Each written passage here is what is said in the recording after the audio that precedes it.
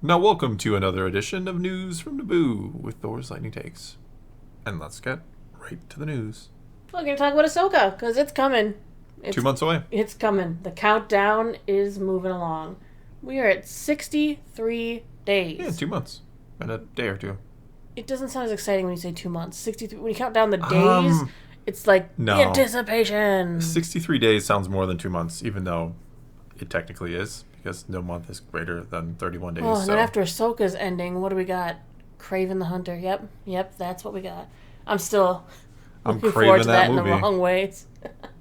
All right, but we're talking about Ahsoka today. There's been rumors, of course, that Hayden Christensen is going to be in the show. He apparently popped by the set, but of course, so did Ashley Eckstein, who mysteriously also said she's not in this season. Well, the Hayden rumor came about like a while back at this point. Ever since she kind of released that she was Ahsoka by responding to one of his things, saying, hi, Sky Guy. Yeah, well, there's some people who think this is... Yeah, there's some people who think this is, like, confirmed, and it definitely is not. No, it is not confirmed. I think it makes sense that the two of them are in it together. I mean, judging from just some things that we've seen in the trailer, the scene with Balon walking through the hallway, slicing through troopers, reminds me a lot of what happened on Tantive. Yeah. It also reminds me of one hallway scene in Rogue One. Sure, very similar. Coincidence? Time travel? Who can say? Just coincidence. Wouldn't it be cool if we saw her fighting with Hayden, still looking like Anakin? It would be weird, but not in a bad way. There's time travel in this. World Between Worlds. They don't tell you to watch the World Between Worlds episodes. Everyone's not talking about it because it's not there. Well, the problem with recommending those is that is the key Ezra episode, right? That is where the promise is made, which is the foundation of her going on the search or hunt. I still don't think that needs to be listed as a key episode just for that reason. I do. That's the premise of the show. Because that's the epilogue in Rebels, too. I promise. Well, yeah, but that epilogue is based off of the fact that we know a promise has been made by Ahsoka to find Ezra. Yeah, I still think it's preferenced because of World Between Worlds, not to mention just the stuff you see in the trailer. The markings on the temples are very reminiscent of Lothal. No, I agree. I think it's probably in there. Well, Total Film spoke with Rosario about the possibility that he's in there, and she just switches topics to kind of focus on how amazing it is that they're in the same universe. She did the artful dodge. So well, yeah, she can't say. I know. It's a big secret. I think there's a huge possibility that this is happening. I think it's a huge potential, but some people have kind of been under this weird impression that it was confirmed a while back, and it is 100% not confirmed. No, Disney doesn't confirm anything until it's in front of your face on the screen at home. Yeah, especially when it's a Filoni project. Mm-hmm. Filoni won't even confirm Ahsoka Series is coming out yet. Well, here's the quote of what she said when she was asked. She said, "It's just been really cool that at this moment I'm joining it, and he's been able to come back in, the Obi-Wan Kenobi show, and also get embraced by the Star Wars family in a way that I think is much deserved. It's definitely one of those things that would be super cool if he was in Ahsoka, but I'm just really grateful that we're in the same universe." Well, what else can she say? I know. What else can she say? She can't give any Well, why can't they just do the normal denials they always do? Just, no. I don't think you want to deny because then it closes the book entirely, right? But then it's more of a surprise when it No, it's not. Happens. It's actually more annoying when they do that because it's like, just play. I'm fine with you kind of trying to tiptoe around the question or play the game of, maybe it's possible, it's not impossible. But leaving the door open gives me that ray of hope that this could happen. Well, yeah, and if it doesn't happen, I'm disappointed. But there's nothing to say it can't happen in Season 2 then. Assuming we get a Season 2, which, I know she wants a Season 2. Yeah, I think it's going to happen. She said she was keeping them ice packs ready for Season 2. I think there's already plans in place for doing more with the Ahsoka series, assuming it is not a complete flop or anything. Yeah. We also find out that Rosario Dawson really likes working with Dave Filoni and wants to tell more stories, Ahsoka stories, in the future. Well, there's this movie coming up. Yeah. Well, she was asked if she'd like to explore more of the character in the future, and she said, "I mean, I do, and I hope Filoni does. I really marvel at Dave's journey, and I'm so happy for him and proud of him. I've loved him as a fan, and now having had the chance to be on set with him daily and work with him and pick his brain, and him being my own personal encyclopedia for everything Star Wars and beyond, it's just been a marvel." Well, what else is she going to say? And I'm not implying she's lying, but well, you don't have to go that over the top if you don't mean it. You always go that over the top. Yeah, that's how I talk about you. No, I'm kidding. Jeez. But I mean, she could be 100% honest. I'm not trying to imply she's lying or fabricating it at all. But of course she's going to say that. It'd be very surprising if Dave's the worst to work with, and I hope we don't do any more of this. That's just not going to happen. She said, I think he's one of the greatest I've ever worked with in this medium and in this space. And I hope that he continues to bring Ahsoka along because he's been very loyal to her over the years and she to him. That's not going away anytime soon. So any kind of way and iteration that I can keep working with Dave and being inspired by him and challenging him when I can, it would be awesome.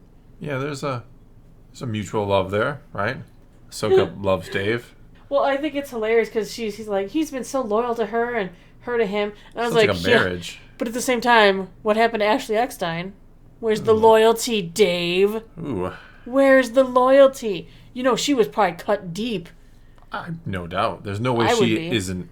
We've talked about this before. She's probably partially happy that Ahsoka lives on in a kind of a new medium. But at the same time, it's not her anymore. And especially seeing Bo-Katan, Katie Sackhoff got to continue her character, and now Lars Mikkelsen. She's like, oh, so all my old crew gets to... Not all of them. Most of the Rebels crew. In fact, all of the Rebels crew are being replaced. Right. Although, somebody did get to continue voicing Zeb. Yeah, Steve Bloom, I believe, voices Zeb, so...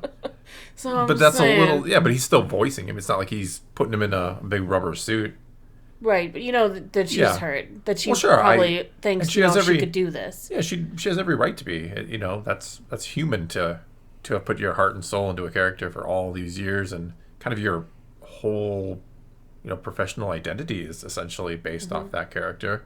You know, most of the world knows you as that character, so it's hard to see someone else play that character. Well, either way, we have to wait for it to premiere August 23rd, because we aren't special. We don't get the... see all of it ahead of time and write reviews and stuff. Well, I don't know if anybody gets it this time. They did that with Bad Batch, but they didn't... I think they got everything but the last couple episodes of Bad Batch. Well, I know Marvel's Secret Invasion, the first 2 episodes, reviews are already out there. But they do that a lot. Mm-hmm. I want to preview Ahsoka. Yeah, you're never gonna get that out of Disney. I'm not. If they know of me, they only know of me. But what about criticizing them? What if I tell them I won't show it to you?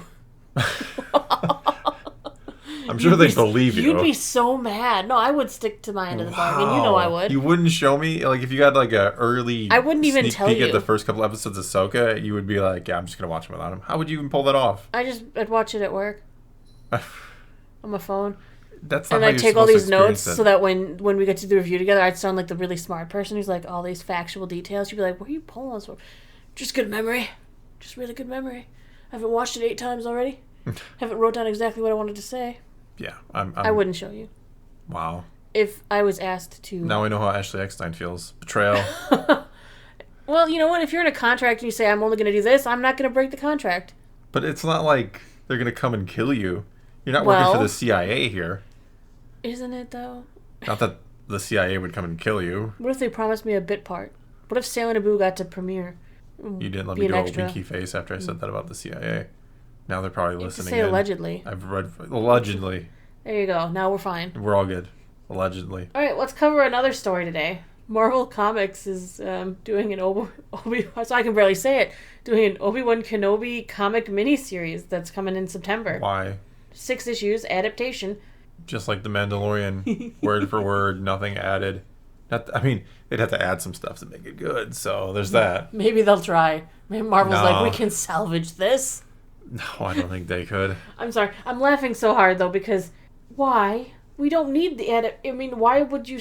First off, I'm not spending my money on a word-for-word adaptation that's going to... it's visual media already. It's... Yeah. It's one thing when you're a book first, and then they adapt it to TV, and then you're like, well, of course I'm going to buy it on TV now, because I have it. Yeah, well, sure. Why not? Or if it's a book turned into a graphic novel or something along those lines, that's different. Right. You're not really adding anything to it at all. But when I know this is going to be a word-for-word re-vomiting of the show, I don't want to watch it. Re-vomiting. Nice. I wanted to phrase it in my own way. And you did. I'm going to get you the cover with the Inquisitor and Reva making the duck face. At least the Inquisitor, no, he's still got a pretty round face there, doesn't he? He's got bumpy on the top or something. I don't know. He looks better here than he did in the series, though. Does he, though? I think he does. I guess it's hard not to look better. It really is. Yeah, there's no real point in buying this, is there? No, I've told you this. Yeah, I learned that from them. Well, you're allowed to pick it up and page through the first issue when we're at the comic shop. If you can't find a single word different, we're not buying it. Some of the like I memorized everything said in that show. Some of the previous adaptations have actually added things. Watched the first episode then before. I haven't watched it in a year. I know. It's one of the few Star Wars things that I didn't actually just rewatch out of sheer desire to rewatch. That's how disappointed I was. Usually I'll rewatch pretty much everything Star Wars, not just to do a review or remember it, but because I actually want to. That I just am pretty much done. Or because you watched it without me, even though I can't watch things without you. You hear me, Disney. I watch Ahsoka without him. I will. Disney is not listening to this. No, they're not. Because you're here. Exactly. Oh, and I do have one little tidbit I don't think we mentioned before wrapping it up. A little collector's corner thing. There is a new Rebel Commando Black Series from Andor. Oh, Pre-order on Entertainment Earth. Rex face. Oh, well, Nick Santa or Rex, depending on if that's Rex canon or not. I'm not sure if they've officially... I think they have. Yeah, it's heavily implied he was at the Battle of Endor. It even says it in Rebel, so... Sorry, Nick Sant, you've been erased by Rex. That was just his code name. I like it. Maybe he didn't want everyone to know. Maybe Ahsoka was like, by the way, your old buddy Anakin, he's still around. He's like, oh, I'm going by Nick Sant now. See, that's the weird thing about that.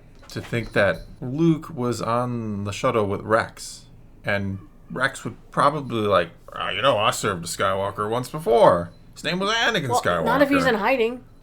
He's being incognito. Rex doesn't need to be incognito. Rex is in hiding because he knows Anakin will come for him. Would he though? He would. What would Vader do if confronted with Rex? Probably call him a traitor. Exactly, traitor. Yep. So he's in incognito. He's hiding. Something, I guess. Sure. Or maybe he didn't really know much about Luke.